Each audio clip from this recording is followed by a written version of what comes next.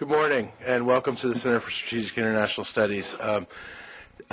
We have a briefing here on the APEC Summit, and we have some of our finalists. We have Charles Freeman, Sidney Weintraub, and Steve Schrage. You guys all have their bios in front of you, so I won't take up a lot of time. And with that, I'll throw it to Charles. Is everybody here going down to Lima? Exciting. What to expect? The leaders' meeting, I think, in general, as one has to remember, is really the umbrella of a larger process that goes on at a working level. The leaders' meeting typically is not much more than a photo opportunity and a chance to show off the hat or garb of your choice. But in this case, the APEC has particular relevance for the leaders because it follows on the G20. 9 of the 21 APEC members are G20 members, so there's an effort by those that were at the table in G20 to try to broaden the support for the statement that came out of the G20 meeting last weekend, which I think will be important. I don't foresee too many people pushing back on that. The other thing is there will be a fairly robust appeal, similar to what was in the G20, but perhaps even more passionate, impassioned, for a maintenance of open markets and something other than a retreat from protectionism. The APEC countries, as most of you know, by and large are very, very trade reliant, and therefore one can understand why there's a desire to that we not all slip into parochial into our own parochial contexts. In terms of actual outcomes, I know there is a desire to issue calls for timetables or issue calls for more structured, more substantive trade liberalization packages. I'm not sure we'll get there, but there's certainly going to be a renewed call for a finalization of the Doha round. I'm perhaps too skeptical, but I may have spent too much time inside the Beltway. I find it difficult to believe that we'll actually get done with Doha by the end of this year, particularly since neither India nor Brazil nor the EU will be in Lima, so it's difficult to see how calls for continuation or a finalization of the Doha round in Lima are going to add to the finalization there. Concretely, there will be something on corporate social responsibility best practices that will emerge, which is an agreement that probably will be the only really truly substantive thing, if you consider that substantive, that will emerge from this. There will be calls for and reports on what the Working Group on Energy has done, education, and small and medium-sized enterprises, which form the bulk of the economies of all APEC countries, and how to make those more globalized and give those SMEs more opportunities in the global context. Kind of a tough time to be talking about that now, but that's certainly an issue. The interesting thing will be to watch whether or not the ASEAN countries can resist making snide commentary about the prescription to get out of the financial crisis that's been laid down.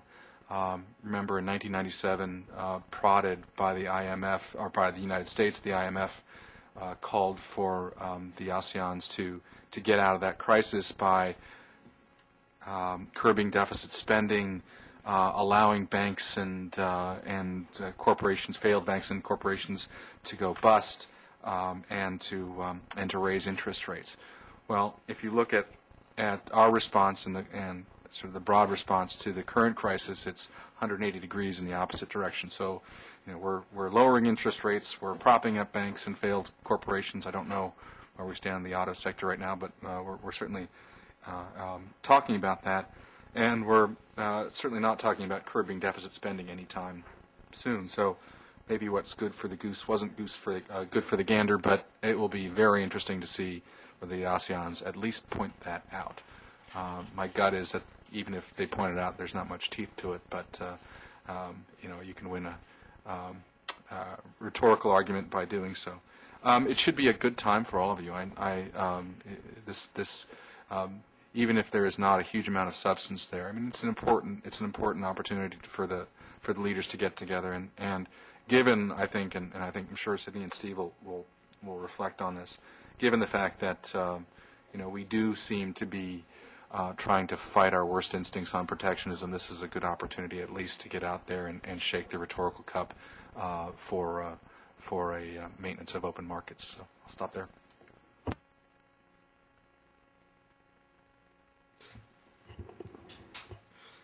I haven't followed APEC closely in recent years, but I did when it got going some years back, looked at it and sort of tried to figure out just what their modus operandi was and just how they did things.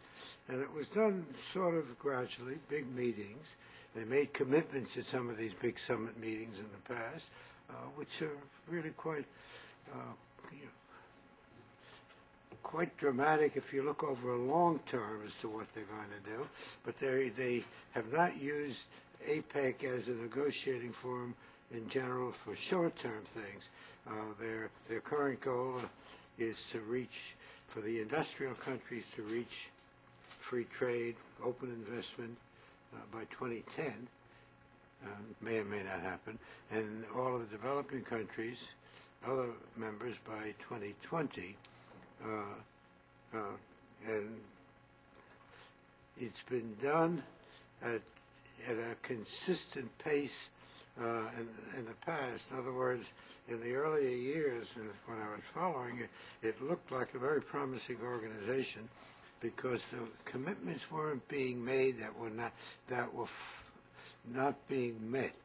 And in Latin America, if you look at some of the Latin American free trade agreements, they made commitments that they didn't keep. They did that regularly over the decades, including the biggest free trade agreement in South America, Mercosur, which has really met very little of its trading obligations ever since it was formed some years ago.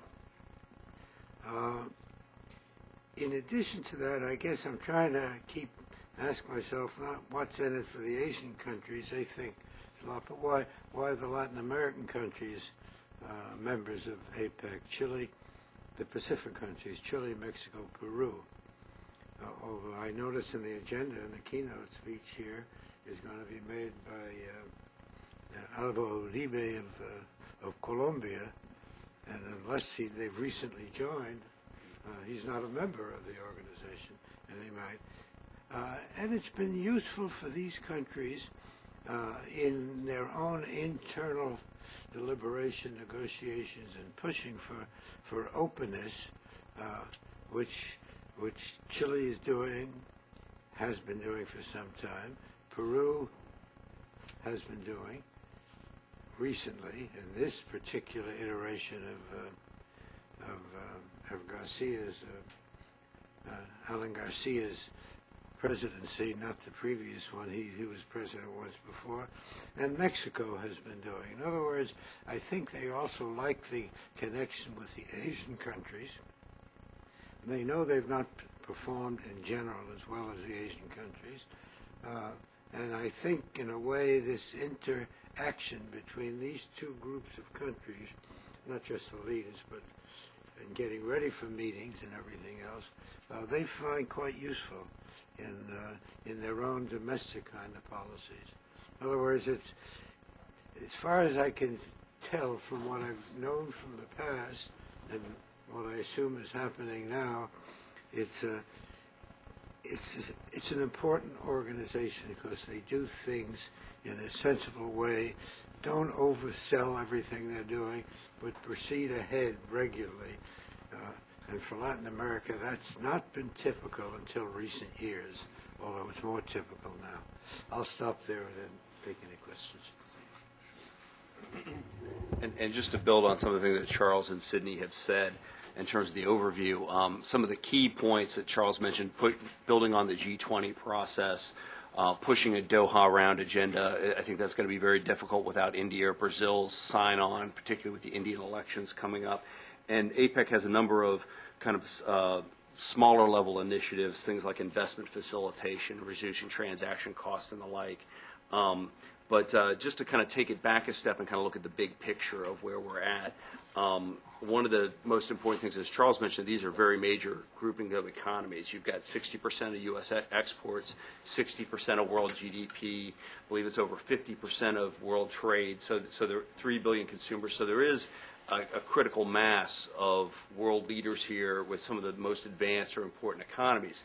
It's also a group that Bush has relatively good relations with as compared to some other areas in the world, for perhaps his last major world leaders conference.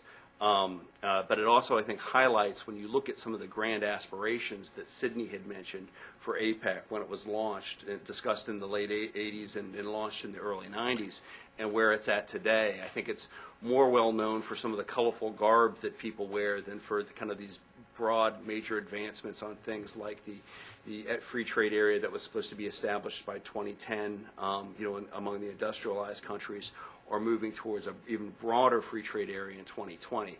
There hasn't seemed to be much traction or guidance in terms of where that's going. There's been a lot of progress on lower level initiatives, which I think are very helpful. And as Charles said, the Leaders Summit is more just kind of a photo op of a larger umbrella group that's moving forward. But I think it does raise questions about where the new administration and where the new leaders are going to take kind of the international architecture going forward.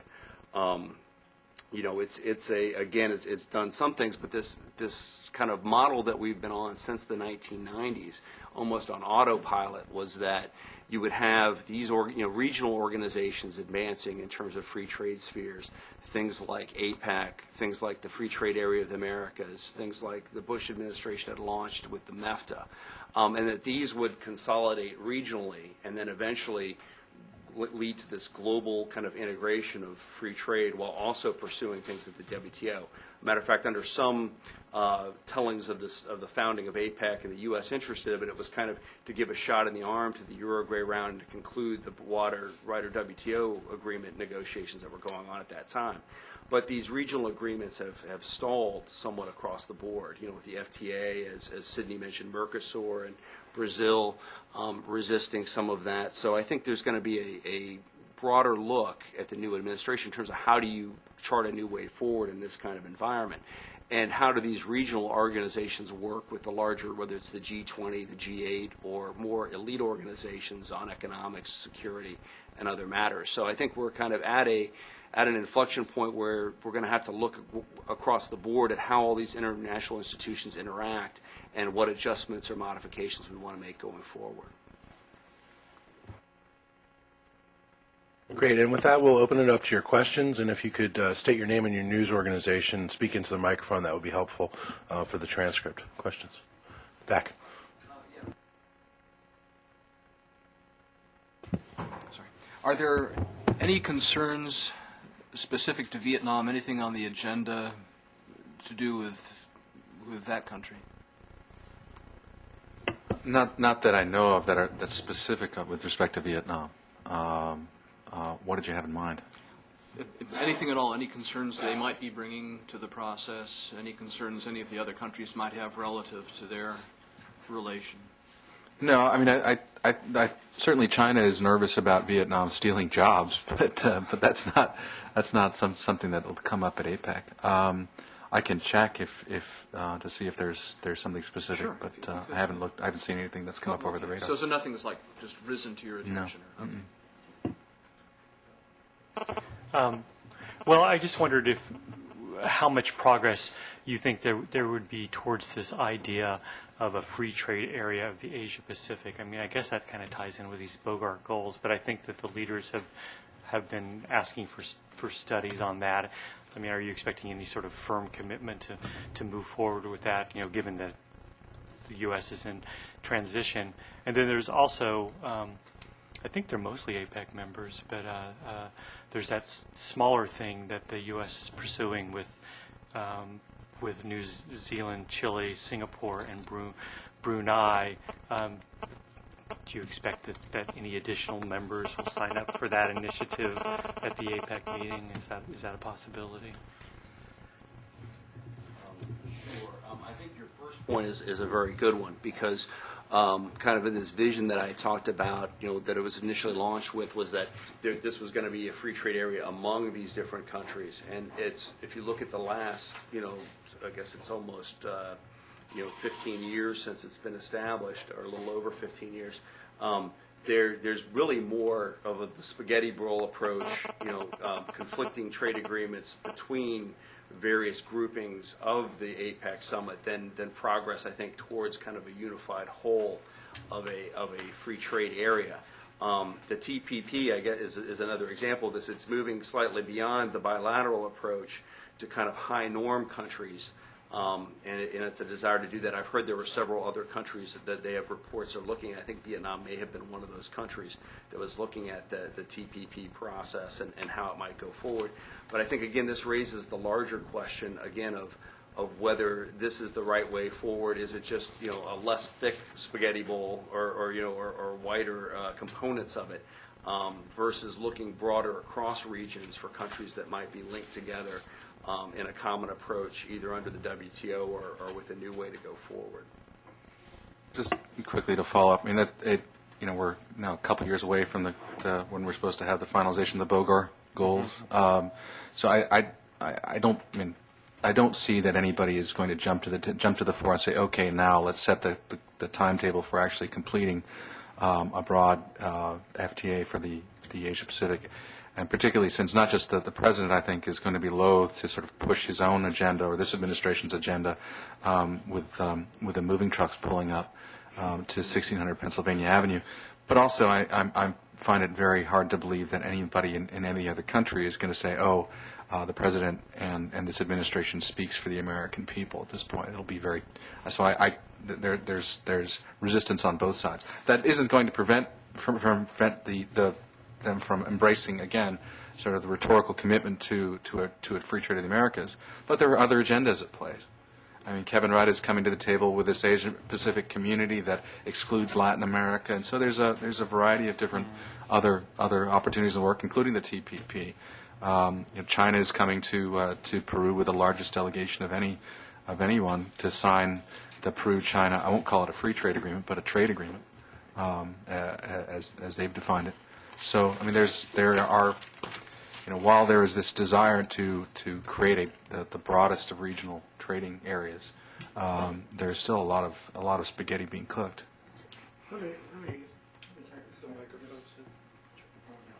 take a slightly different tack. I find that these meetings of APEC they've been places where people can come and meet and talk with each other. And that's not trivial, as Charles said, be able to do it. But the discussion in the past has been reasonably sensible, and therefore they've sort of reached out at each other. And the fact that Latin America and the Pacific, as well as Canada, the United States, are trying to reach out to each other is important, I think.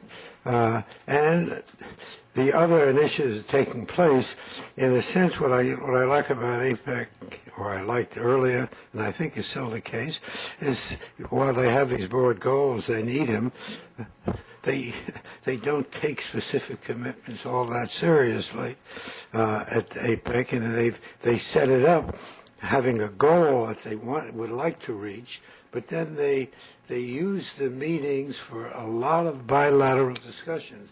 Charles just mentioned one, Peru and China. Chile has also used it for that purpose a good deal. Mexico may be the world champion second after Chile in reaching free trade agreements, and not only within the hemisphere, but more broadly other places. So that just by looking at the attendance you're getting in a meeting in Peru in the middle of other crises and other meetings and other summit meetings sort of shows that a lot of the leaders like this particular venue because it's a less pressure-filled menu than you get, like, for example, in the G20 that's just concluded, and some of these countries are not members of the G20. In other words, I wouldn't play it down, and I wouldn't make too much of a deal out of it either. Let me just, if I can take a quick aside and talk about, at least in China, and I think more broadly in Asia, that the establishment of aspirational goals and principles is very important. And that whether or not you actually achieve those goals or achieve all of the desires set out in the principle is somewhat immaterial. And the focus is on establishing these principles which, the specifics of which can change over time, but it's very important to have the principle and the aspirations set out. So Bogor, in many respects, was just an announcement of these aspirational goals, which are very important, and it has laid some context for a lot of our liberalization, quiet, small amounts in Asia, and I think it's all to the good. If you don't have that aspirational goal, then what you have is the absence thereof. And so while the specifics may not be available and the achievements may not be available, the fact that you do have this principle announced, at least in the Asian context, particularly Chinese, is very important.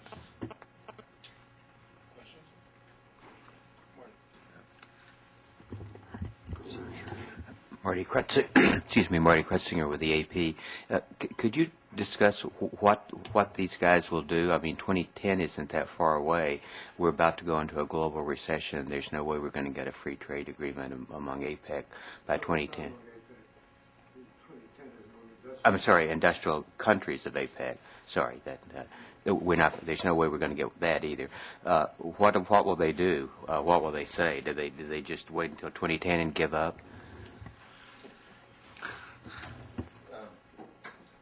Well, It doesn't matter what they say. Yeah. If they don't reach it. Well, and just as a follow-up, could you talk? Is there any sense of what Obama's going to do? Do you get any reading that he's going to give up on this thing? Is there any movement that way? Could you talk about the realignment? We just had a G20 meeting. These guys are going to get jet fatigue after a while. Do you think G20 might take over for APEC? Well, I can't. I'm speculating now, and the other people here can speculate too. I'll answer that question first. I don't think he'll give up on it. It's been too useful for him over the years.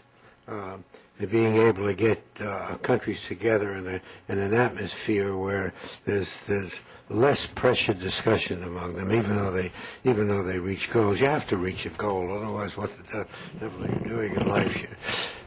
And the point that if you don't reach that goal in 2010 is not such a big deal, and there's a lot of reasons why they might not right now because of what's going on in the world. All right, so they didn't reach the goal. I don't think they can worry too much about it. I've often wondered, maybe some of my colleagues here know, maybe Charles knows this better than I do. I often wondered when they establish APEC, it's not an organization. It's Asia Pacific Economic Coordination. It's a forum. It's a forum. And they deliberately did that, as I recall from the time, in order to indicate that that's what they were. It was a forum doing that. So looking at it in that light, rather than to the specific commitments of Bogor, it's useful to have specific aspirations. You push towards those aspirations, but if you're not a negotiating forum like the World Trade Organization and have to reach an agreement by a certain date or extend the date, it's different.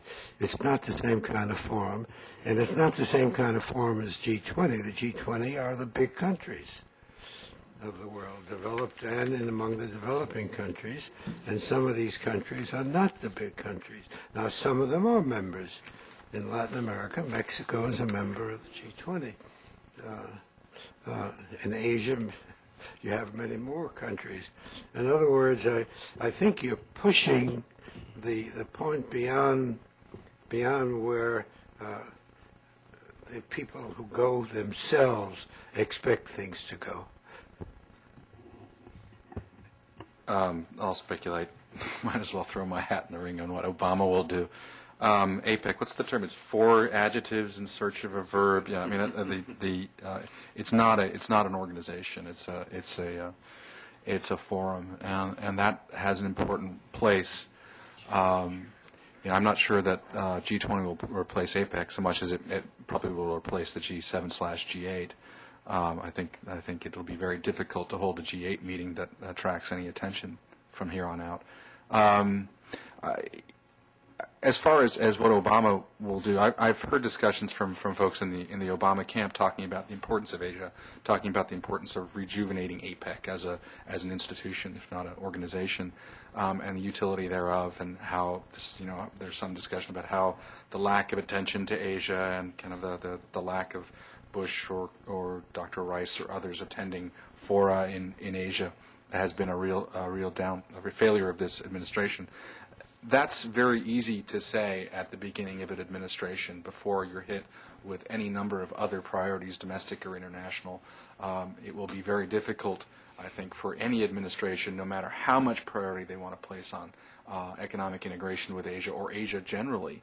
It will be very difficult for them to not be distracted by either the domestic financial crisis, the global financial crisis, Afghanistan, Pakistan, and the challenges there, Iran, Iraq, etc. I mean, you set Asia as a priority, and then you say, okay, what other priorities do you have? And you kind of build up from there. So at the end of the day, no matter how much a priority you want to make of the most important set of relationships in the world, end quotes, it will be difficult to actually get to those after you sort of slog through the other priorities. So, I mean, I think for those of us that care about Asia and those of us that care about the relationship between the United States and Asia, what we're hearing from the Obama team is all the right things. But I can't help but be cynical, although sympathetic to their ability to achieve that, about their ability to achieve that.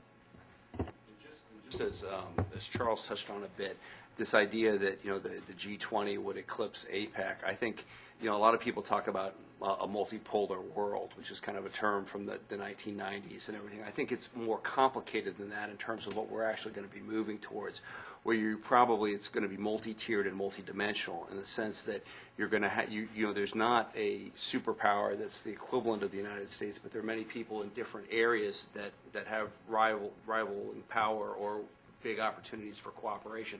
So I think eventually it's going to move towards something where you're going to have a number of elite organizations, whether it's the G8 or the G20 on economics, maybe some on security and other areas, but there's always going to be a real value in having the broad-based fora at the regional levels, whether it's APEC or the OAS or things in East Asia that deal with issues cross-border where you need a broad participation, but they may not be the drivers of kind of the high-norm elite change in areas where you may be grouping together nations that are more like-minded or have similar capabilities.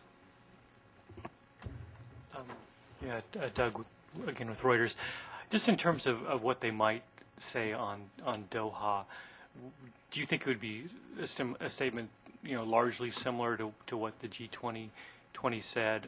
You think that they'll endorse this idea of getting modalities by the end of the year?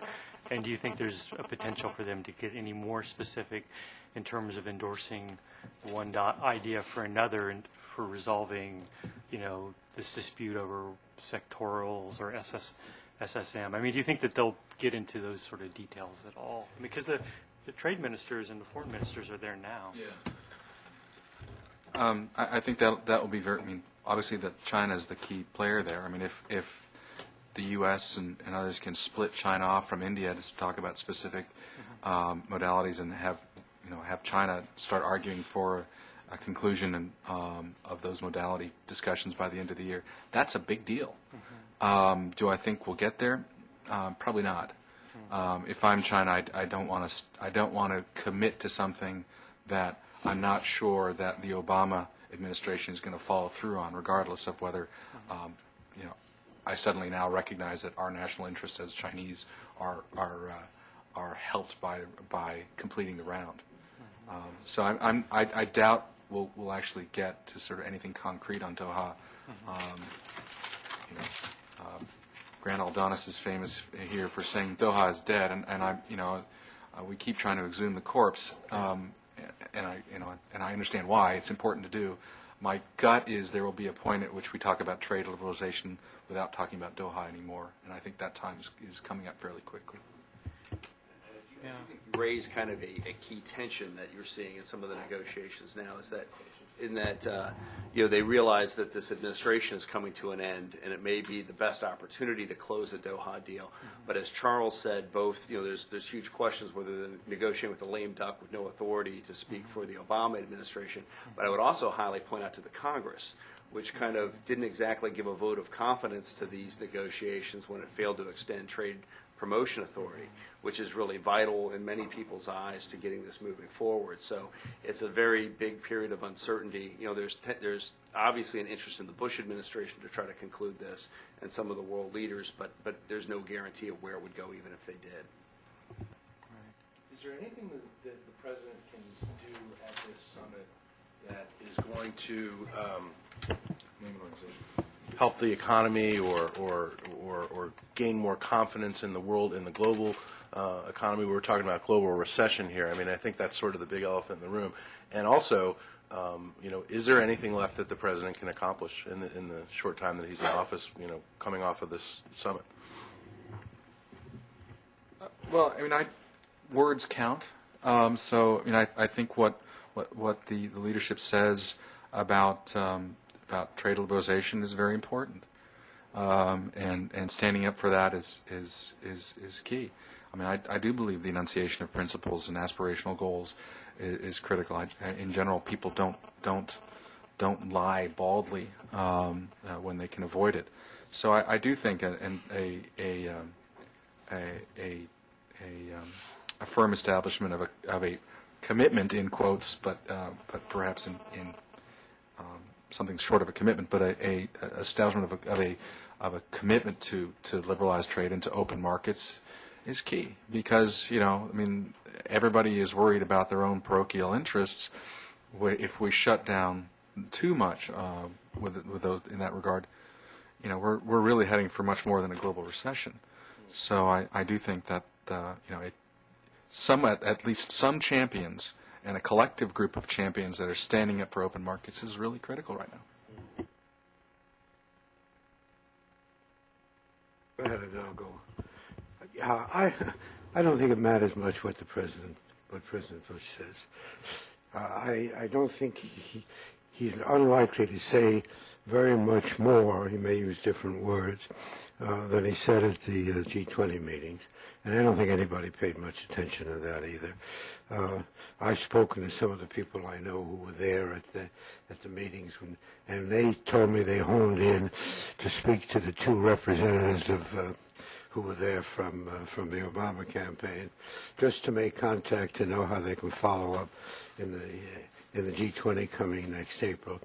In other words, I think the president truly is a lame duck, unless he completely fools everybody and says something different from what he said at the G20, and I don't expect that.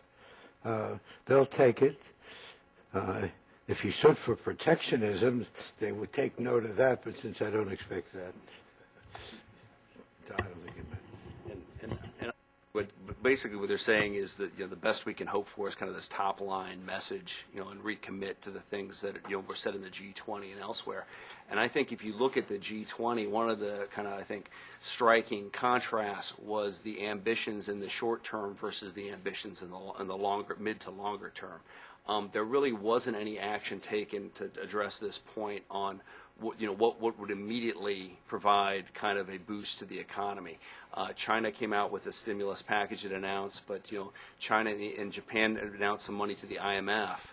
But basically, Saudi Arabia, China didn't really make any new commitments to the IMF, and some of the key language in the G20 statement was as appropriate. They backed these things, but it was very much a country-by-country ad hoc approach and agreement to cooperate. Now, you contrast that with what they're looking at April 30th, which is, in some ways, some of the most broad, sweeping rethinking of the financial system that's been done, since Bretton Woods, and what they're looking at beyond that. Is it capable, having got kind of that super tanker off the ground with 20 co-pilots and, in the United States changing seats, to land that someplace good on that kind of time horizon? That's going to be a very interesting challenge. And some of the things that you may see at APEC are, pushing for them to back that timeline, back that approach for moving forward. And it really puts the Obama administration under a very steep challenge. Because one of the, they often say presidents don't, get to enact the agenda they run on. They get the agenda that they're given by facts on the ground. And this could force something in the within 101 days of his administration, where you're going to have to come together with nations that may have very different viewpoints on how to go forward at a very prominent stage and figure out a path forward for the global economy.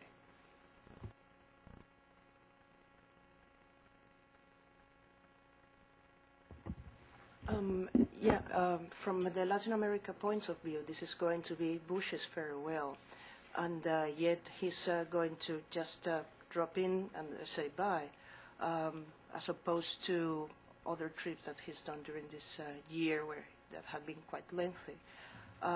Does that give any message about how little appetite there is about Bush presence in the continent, or what does it say really?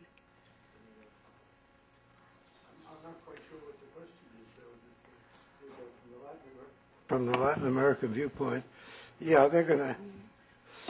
I think what they're going to be interested in is what some of the other Latin Americans say, some of the key speakers say. Everybody, the people from Latin America are not just government speakers. There are a lot of other private speakers coming from Latin America.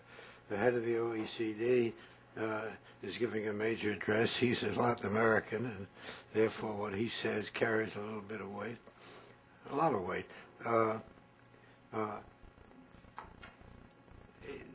Bush's position on Latin America is sort of known, so I don't think that will change very much. The European position, I don't mean the European, the Asian position on Latin America, people will pay attention to what China says in Latin America, because that's important to them. China is an important player in some of the countries. It's investing, although not quite as much as all the propaganda would seem to indicate they're investing. And I think the Latin Americans will listen a lot to the leading Asian countries are going to be there, and they'll all be there. Not all, but not South Asia, but thinking of East Asia. Well, my question was more related to the fact that Bush is just going to Lima. He's not stopping in any other country like he's done in other trips. He's gone to several countries in every trip, and this time he's just literally going there, giving his speech, and basically leaving. It's hard for the president to take a victory tour in Latin America. There's not much to be victorious about. If this meeting had been taking place in Asia, I think you'd see the president using the opportunity to take a few more trips in the region. The president, I think with some justification, is reasonably proud of Asia policy over the past 8 years, and so something that looked more like a victory tour or a victory lap might be more appropriate in the eyes of the president. It's tough, given where we are in the region, to say that Latin America policy has been a whirlwind success. If the Colombia Free Trade Agreement had passed, I think the president might take the opportunity to make a final swing through Bogota, but I can't see that happening anytime soon. And I think you raise a good point, because, and it builds on some of the things that Charles was saying about the Obama administration coming in, is that the Bush administration came in, saying a priority was going to be rebuild a new type of relationship with Latin America. It obviously hit some hurdles in that path with Chavez and the situation in Bolivia and elsewhere. In the one area that it really had focused on recently was the free trade agreements, with CAFTA, Panama, Peru, Colombia, and having hit some roadblocks in there. I think it's very interesting if, as I believe Sydney mentioned, Uribe is going to be giving the keynote, how much they use this to try to, even if they can't pass the Colombia FTA, try to lay down a marker for the new administration that they want to continue to see this kind of engagement and free trade moving forward. And I think it's something that Bush had hoped would be a very big legacy for him, but because of facts on the ground and difficulties, it didn't quite get there.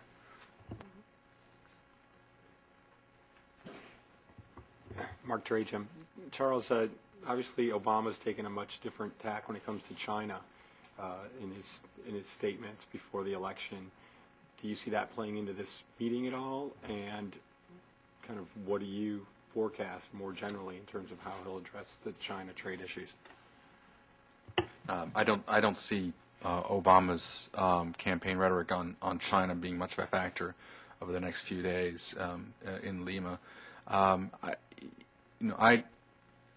If you actually, it's parsing, despite a lot of discussion on trade and sort of enforcement and some of the discussions on human rights and elsewhere, the Obama approach to China is probably not going to be as radically different as one might suspect. There are people associated with the campaign that want to turn USTR into the chief prosecutor's office for China, but I'm not sure that approach will necessarily ultimately be successful by the people that want to promote that within the new incoming administration. At the end of the day, we're locked in a death embrace with China financially. It's going to be very difficult to excuse ourselves from that embrace to do that much China bloodletting. That's not to say that Congress won't engage in a significant amount of it. They will, I think, probably much more so than even they have over the past year. But I don't think that will result in concrete actions to penalize China for one reason or another, unless China takes a very different tack in terms of economic openness. In that case, I think you'd see not only Congress but the administration jump in, try to force the issue.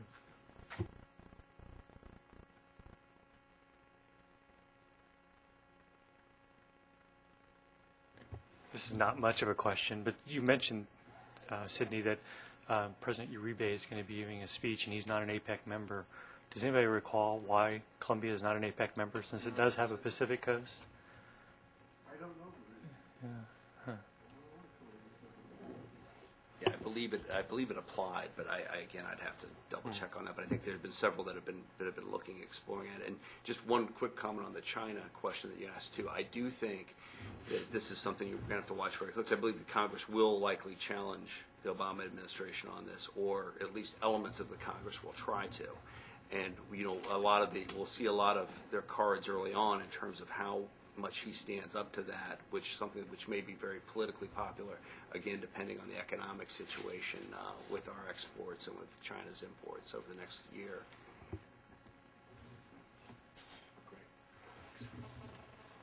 Well, thank you very much for coming to CSIS today. We'll have a transcript out hopefully by the end of the day, if not by tomorrow morning.